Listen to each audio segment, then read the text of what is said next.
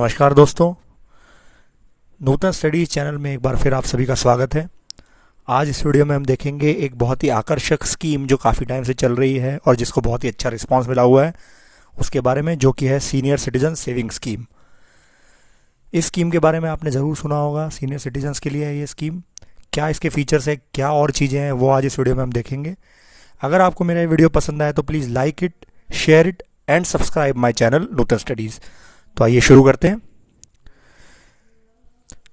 सबसे पहले senior citizen saving scheme की हम एलिजिबिलिटी के बारे में चेक कर लेते हैं कि कौन कौन पर्सन एलिजिबल हैं इसके लिए, किस किस तरह से इसमें अप्लाई कर सकते हैं और सारी चीज़ें। सबसे पहला, जैसे कि नाम से ही पता चल रहा है, सीनियर सिटीजन सेविंग स्कीम है, तो 60 साल या उससे अबव पर्सन के लिए ये स्कीम अवेलेबल है। साथ ही अगर कोई पर्सन 55 साल से ऊपर है लेकिन 60 साल से कम है और वो सुपर एन्युएशन में रिटायर्ड हुआ है तो वो भी इसमें एलिजिबल है, इस स्कीम में अप्लाई कर सकता है। तीसरी बात, अगर डिफेंस पर्सनल हैं तो उनके लिए जो ये एज है वो मैटर नहीं करती और वो रिटायर्ड पर्सन जो हैं वो सीधे से इस चीज़ के लिए एलिजिबल है, चाहे उनकी एज कोई भी हो। फिर कहाँ पे इसको ओपन किया जा सकता है? पब्लिक या प्राइवेट बैंक में आप इसको ओपन कर सकते हैं। बहुत सारी बैंक्स हैं जो ये सर्विस प्रोवाइड करती है। साथ ही साथ आप पोस्ट ऑफिस में भी इस स्कीम को ओपन करवा सकते हैं। ध्यान रहे, पोस्ट ऑफिस और बैंक्स दोनों में जो स्कीम है उनमें कोई फ़र्क नहीं है। गवर्नमेंट के द्वारा ये प्रोवाइड की हुई स्कीम है तो सारी चीज़ें ऑलमोस्ट इसमें सेम ही है। अब बात यह है कि इसमें सीनियर सिटीजन जो है वो कितने भी नंबर ऑफ अकाउंट्स रख सकता है। बात करें कि इसमें मैक्सिमम इन्वेस्टमेंट कितना है तो 15 लाख रुपए तक का इन्वेस्टमेंट है और सीनियर सिटीजन चाहे तो एक से ज़्यादा अकाउंट ओपन कर सकता है अलग अलग साल में और उसमें अलग अलग अमाउंट रख सकता है, लेकिन मैक्सिमम अमाउंट जो है वो सारे अकाउंट्स को मिला के 15 लाख होना चाहिए, इससे ज़्यादा नहीं हो सकता है। देन इस स्कीम को आप जॉइंटली भी ओपन कर सकते हैं विद योर स्पाउस। सिर्फ स्पाउस के साथ ही जॉइंटली ओपन करने का ऑप्शन इसमें अवेलेबल है। और जो जॉइंट अकाउंट है उसमें जो भी आप स्पाउस है उसके लिए एज लिमिट नहीं है कोई, मतलब कि अगर आपके स्पाउस की एज आपसे कम है और मान लीजिए वो सीनियर सिटीजन नहीं भी है तो भी वो सेकंड एप्लीकेंट इसमें बन सकती है।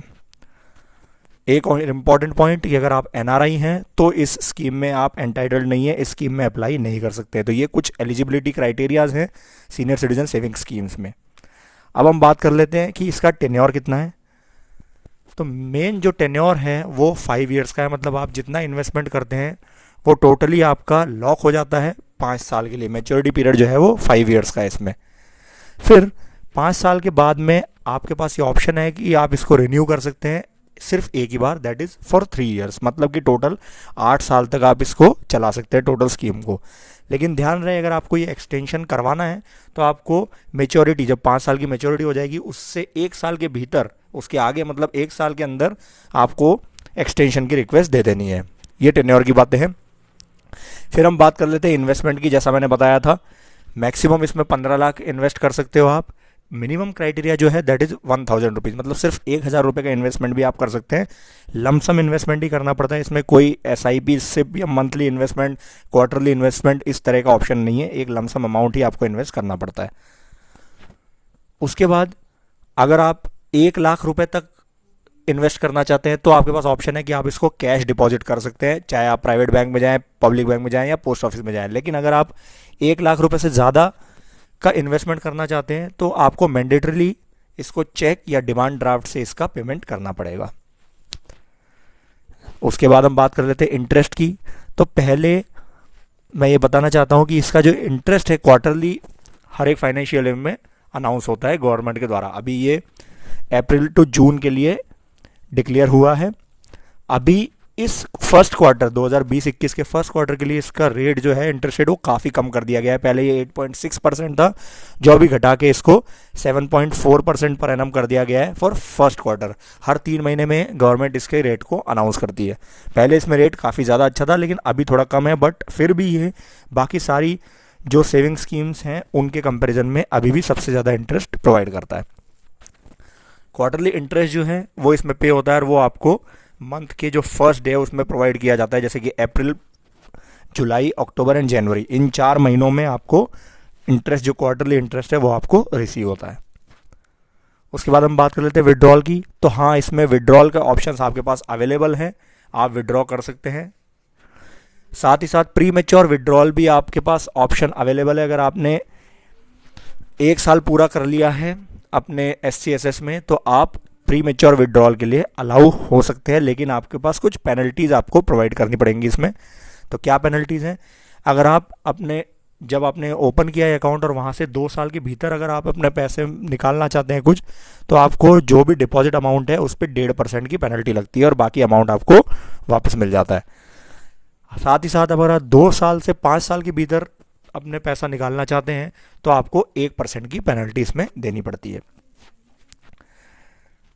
देन हम बात कर लेते हैं टैक्सेबिलिटी की। ये बहुत ही इंपॉर्टेंट एडवांटेज है इसका कि इसमें जो भी आप इन्वेस्टमेंट करते हैं वो up to 1.5 lakh in year ATC में आपको बेनिफिट मिल जाता है। मतलब अगर आपने 1.5 लाख रुपए तक का इन्वेस्टमेंट किया है तो आप इसको टोटली ATC में भी दिखा सकते हैं। अगर 1.5 लाख से ऊपर का इन्वेस्टमेंट है तो भी आप अप टू 1.5 लाख टैक्स आपका टैक्सेबल इनकम को कम कर सकते हैं। ध्यान रहे इसमें आप 1.5 लाख तक का ATC का बेनिफिट तो ले सकते हैं, लेकिन जो इसमें इंटरेस्ट आपको रिसीव होता है एवरी क्वार्टर वो फुल्ली टैक्सेबल है। जो भी आपकी टैक्स ब्रैकेट है उसके अकॉर्डिंग आपको टैक्स देना पड़ेगा। तो इसलिए हायर अगर आप ब्रैकेट में है तो ये काफ़ी नुकसानदेह भी हो सकता है आपके लिए। दूसरी बात, अगर आप अपने इस स्कीम को एक्सटेंड करते हैं 3 साल तक के लिए तो आपके पास किसी भी तरह का टैक्स बेनिफिट इसमें अवेलेबल नहीं है। मतलब उस वक्त आप कोई भी ATC का बेनिफिट इसमें नहीं ले सकते हैं। ये एक बहुत ही बड़ा डिसएडवांटेज इसका कहलाया जा सकता है। देन एक और बात कि अगर आपको इंटरेस्ट जो है ईयरली 50,000 से ज़्यादा अगर रिसीव होता है तो आपका TDS जो है वो ऑटोमेटिकली कट जाता है। और अगर आप 10% या उससे कम के इसमें एग्जिस्ट करते हैं आपकी स्लैब में तो फिर आपको ये रिटर्न वापस फाइल करते वक्त अपने वापस लेना पड़ता है। ये कुछ चीज़ें हैं। अब हम देख लेते हैं इसके एडवांटेजेस, क्या क्या एडवांटेजेस हैं। तो सबसे पहला है कि चूंकि ये गवर्नमेंट बैक्ड स्कीम है तो आपके पास रिस्क जो है वो काफ़ी कम हो जाता है। इसमें बहुत ही अच्छी स्कीम है गवर्नमेंट ने लॉन्च की हुई है। दूसरा है कि इसका रिटर्न जो है अभी भी स्मॉल सेविंग स्कीम्स के कंपैरिजन में सबसे हाईएस्ट है। सुपीरियर रिटर्न है 7.4% का इस वक्त अनाउंस हो रखा है। देन आपके पास स्कीम को एक्सटेंड करने का ऑप्शन है। अगर आप 5 साल के बाद ऑप्शन को एक्सटेंड करना चाहते हैं तो 3 साल आप और एक्सटेंड कर सकते हैं अपनी स्कीम को। तो ये आपको सेविंग की अच्छा ऑप्शन इसमें प्रोवाइड करता है। देन फ्लेक्सिबल इन्वेस्टमेंट अमाउंट है आपके पास में। आप 1,000 रुपये से लेके 15 लाख रुपए तक कुछ भी इन्वेस्ट कर सकते हैं। तो हर तरह के हर वर्ग के लोग इसमें इन्वेस्ट कर सकते हैं। देन टैक्स के बेनिफिट आपको इसमें मिलते हैं। ATC में टोटली 1.5 लाख रुपए तक का जो है टैक्स का बेनिफिट आपको मिल जाता है। टैक्सेबल इनकम कम कर सकते हैं आप। और साथ ही साथ प्री मेच्योर विड्रॉल भी आप इस स्कीम में से कर सकते हैं। हालांकि कुछ पेनल्टी लगती है, लेकिन अगर आपको कभी ज़रूरत पड़े तो आप प्री मेच्योरली इसमें से विड्रॉ कर सकते हैं।